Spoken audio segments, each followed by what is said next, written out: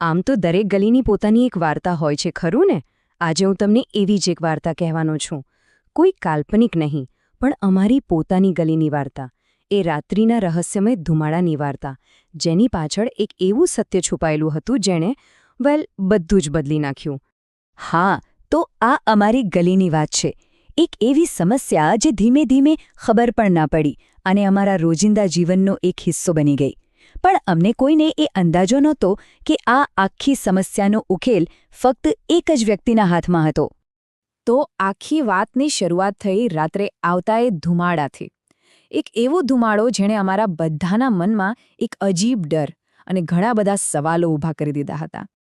અમારા માટે રાત પડવાનો મતલબ હતો દિવસભરના થાક પછીનો આરામ. પણ છેલ્લા થોડા સમયથી રાત જાણે એક ચિંતા લઈને આવતી હતી.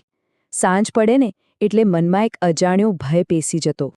અને પછી એ વાસ આવતી, પ્લાસ્ટિક બળવાની એટલી તીખી ગંધ કે સીધી આંખોમાં બળતરા થવા લાગે. બસ આ ગંધ એ વાતનો સંકેત હતી કે લો, ફરીથી એ જ સમસ્યા શરૂ થઈ ગઈ. અને સૌથી ખરાબ શું હતું ખબર છે? એની પહેલી અસર બાળકો પર થતી. ઘરોની અંદરથી બાળકોના ખાંસવાનો અવાજ આવવા લાગે. આ સાંભળીને દરેક મા બાપનું દિલ બેસી જતું. અમારા માટે આ ખાલી ધુમાડો નહોતો, અમારા પરિવારના સ્વાસ્થ્ય પર એક સીધો હુમલો હતો.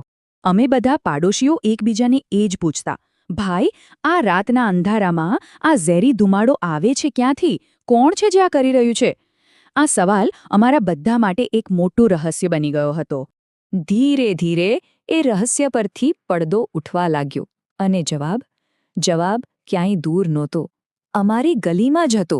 પણ એક એવી દલીલ સાથે જે પહેલીવાર સાંભળવામાં કદાચ સાચી પણ લાગે.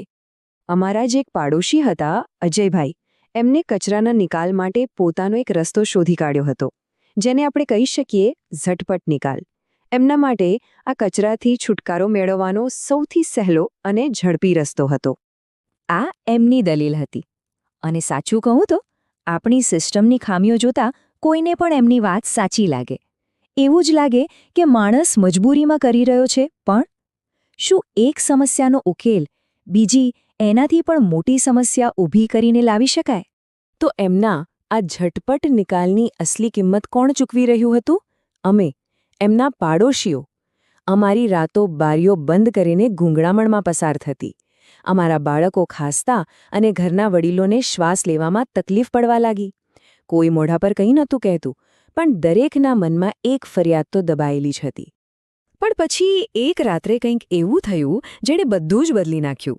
જે સમસ્યા અત્યાર સુધી બીજાના ઘરની હતી, એ પહેલીવાર એના મૂળ સુધી પહોંચી. એ રાત્રે કદાચ હવાની દિશા બદલાઈ હતી.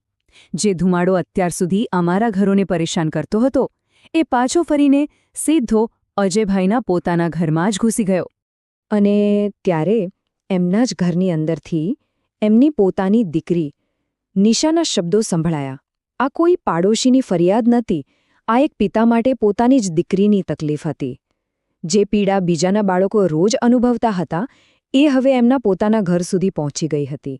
અને બસ એ જ ક્ષણ હતી જ્યારે બધું બદલાઈ ગયું.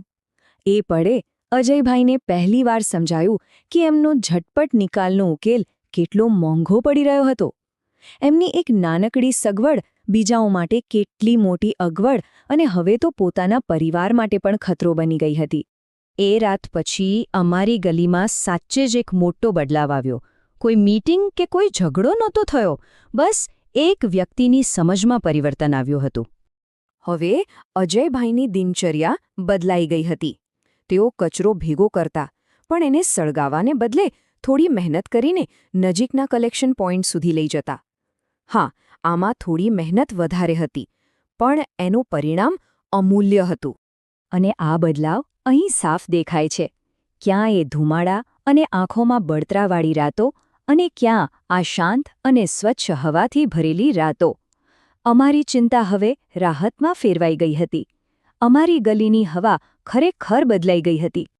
તો અમારી ગલીની આ નાની વાર્તા એક બહુ મોટો સવાલ ઊભો કરે છે.